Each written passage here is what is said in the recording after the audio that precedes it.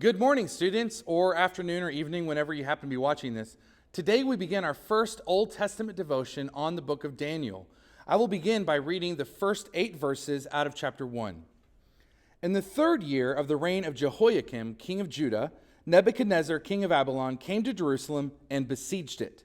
And the Lord gave Jehoiakim, king of Judah, into his hand, with some of the vessels of the house of God.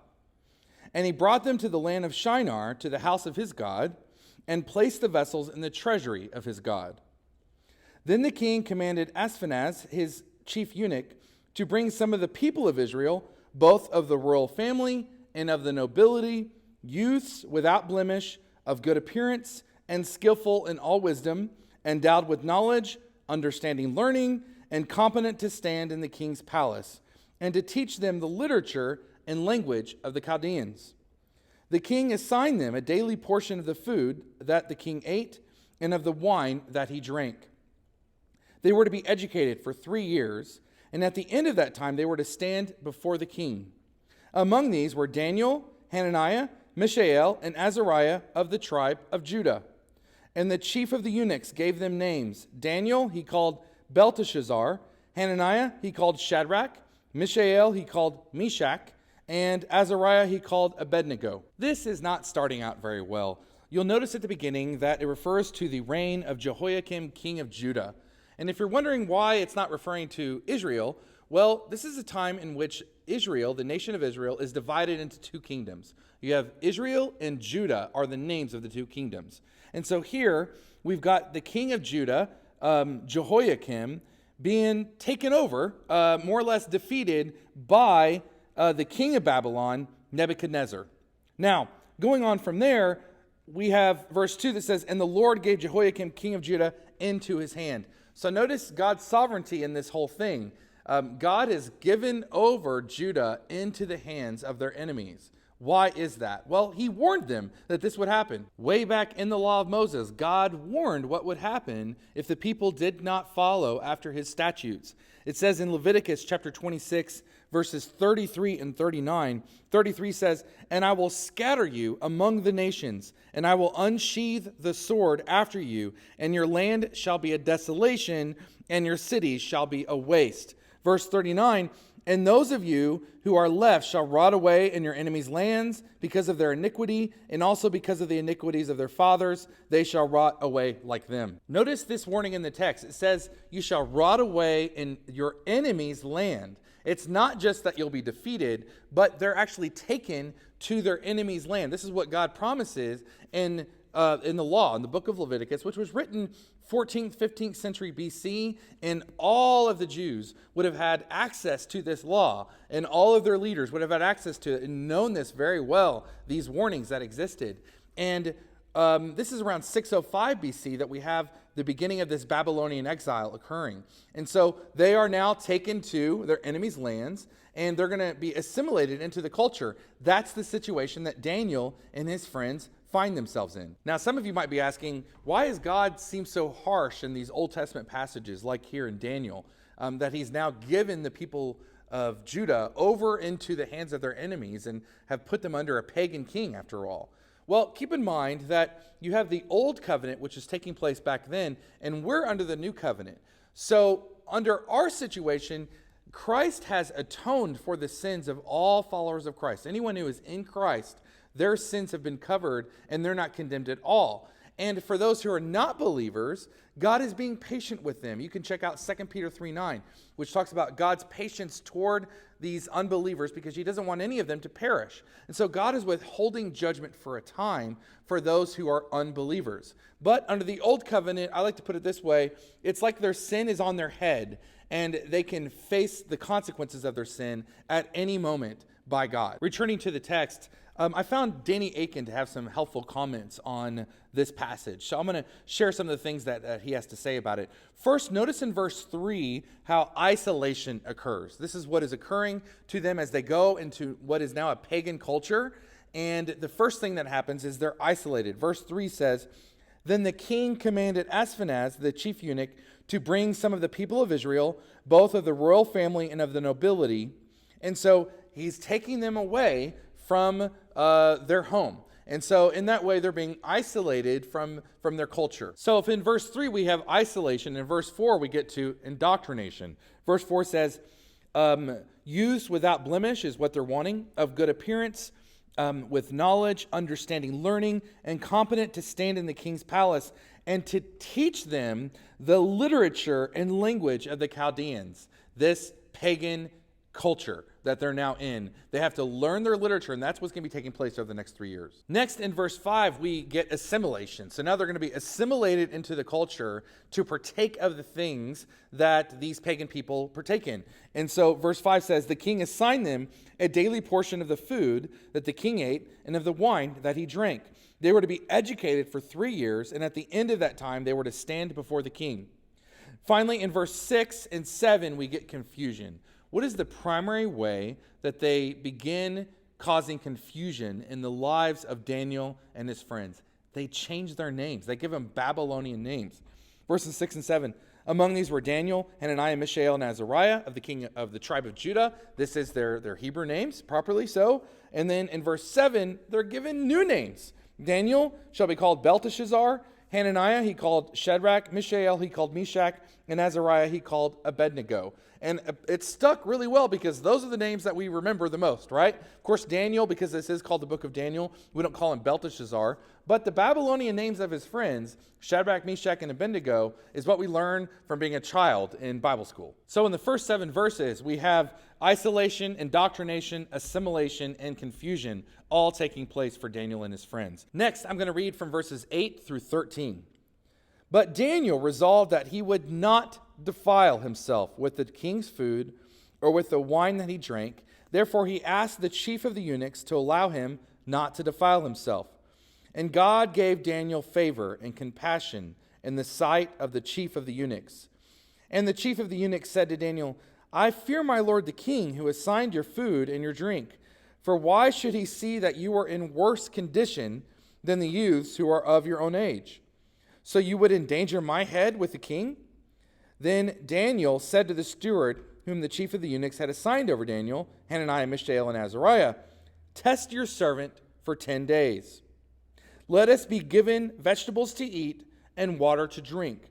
Then let our appearance and the appearance of the youths who eat the king's food be observed by you, and deal with your servants according to what you see. I think my 3 favorite words in this entire chapter are the first 3 words of verse 8, which says, but Daniel resolved. You see, we look at Daniel as a man who was faithful to God. Why? He wasn't passive about it. You're not going to be faithful if you're passive about it. You're not going to fall into faithfulness to God. He had to resolve himself. Proverbs 4:23 says, keep your heart with all vigilance, for from it flow the springs of life. So the first thing Daniel did is he resisted the temptation to defile himself. Verse 8 says, but Daniel resolved that he would not defile himself with the king's food or with the wine that he drank. Now you might be asking, why is it that he would have been defiling himself if he had eaten the king's food? Well, there are a number of possible reasons why that would be the case. One, it might just be that the food being offered would have been against the Old Testament laws of what a Jewish person, what a Hebrew person was allowed to eat. Another reason why they may have tried to avoid that luxurious diet is they simply didn't want to be ensnared by the temptations of the Babylonian culture. It was a way to say that we are not going to become a part of the way that this culture, this pagan culture, is doing things. Next, you should notice how Daniel did not just resort to open rebellion against his authority. Instead, he tried to win favor with them. And that's what we find there at the tail end of verse 8 through verse 10. Therefore, he asked the chief of the eunuchs to allow him not to defile himself. And God gave Daniel favor and compassion in the sight of the chief of the eunuchs. And the chief of the eunuchs said to Daniel, I fear my lord the king, who assigned your food and your drink. For why should he see that you were in worse condition than the youths who are your own age? So you would endanger my head with the king. So you can see what's happening here. This person over him is worried that if he goes ahead and lets Daniel do things and eat what he wants, that he'll look a lot worse than the other youths, and then this chief of the eunuchs would be the one who's in trouble. In response, Daniel offers an alternative solution to try to create a win-win situation. So he says, Daniel said to the steward, tell you what, test your servants for 10 days. Let us be given vegetables to eat and water to drink. Then let our appearance and the appearance of the youths who eat the king's food be observed to you, and deal with your servants according to what you see. So you can see how he's using this here. It's really a good situation for his authority to say, okay, I'll let you test this out, and then I'll make a judgment, and I can go ahead and use my authority over you if I need to, or we can see if you've actually got a good idea here. Looking at the remainder of the chapter, verse 14 says, so he listened to them in this matter and tested them for 10 days. At the end of 10 days, it was seen that they were better in appearance and fatter in flesh than all the youths who ate the king's food. So the steward took away their food and the wine they were to drink and gave them vegetables. As for these 4 youths, God gave them learning and skill in all literature and wisdom, and Daniel had understanding in all visions and dreams. At the end of the time, when the king had commanded that they should be brought in, the chief of the eunuchs brought them in before Nebuchadnezzar, and the king spoke with them. And among all them none was found like Daniel, Hananiah, Mishael, and Azariah. Therefore they stood before the king, and in every matter of wisdom and understanding, about which the king inquired of them, he found them 10 times better than all the magicians and enchanters were in all his kingdom. And Daniel was there until the first year of King Cyrus. Notice all the ways that God blessed Daniel and his friends. Verses 14 to 16 say that, so he listened to them in this matter and tested them for 10 days. And of course, at the end of the 10 days, they looked better. When it says fatter in flesh, it means fitter. They were just more fit than the other youths. God also blessed them mentally. Verse 17 and 20 says, as for these 4 youths, God gave them learning and skill in all literature and wisdom. Verse 20 says, in every matter of wisdom and understanding about which the king inquired of them, he found them 10 times better than all the magicians and enchanters that were in all his kingdom.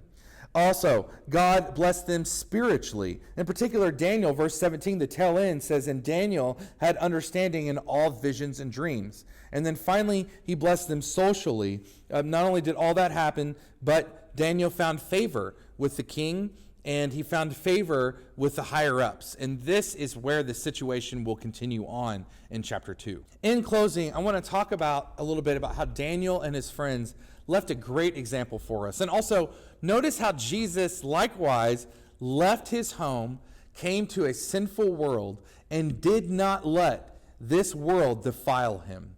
He resisted the temptation. 2 Corinthians 5:21 says, for our sake he made him to be sin who knew no sin, so that in him we might become the righteousness of God. And Hebrews 4:15 says, for we do not have a high priest who is unable to sympathize with our weaknesses, but one who in every respect has been tempted as we are, yet without sin. So he knows what it's like to come to a sinful place and not be defiled because he resisted the temptations. And that's exactly what Daniel and his friends do in this story as well. Also, the Gospels tell us that Jesus likewise grew in favor with man. Luke 2:52 says, and Jesus increased in wisdom and in stature and in favor with God and man. And so that's what we should seek to do here, is strike this balance where we're growing favor with those around us and even our authorities, while at the same time resisting the temptations of the culture and not allowing ourselves to be defiled by it. The last thing I'll say to you students is you've got to be sure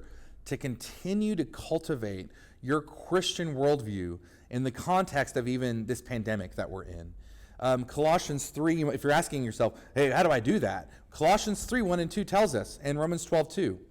Colossians 3:1 and 2 says, if then you have been raised with Christ, so if that's you, if you've been raised with Christ, seek the things that are above, where Christ is, seated at the right hand of God. Set your mind on things that are above, not on the things that are on the earth. And of course, Romans 12:2 says, do not be conformed to the pattern of this world, but be transformed by the renewing of your mind. So even in this context of being quarantined and in this pandemic and uncertainty, you likewise can cultivate a Christian worldview where you are in a strange situation, like Daniel and his friends were in a strange place.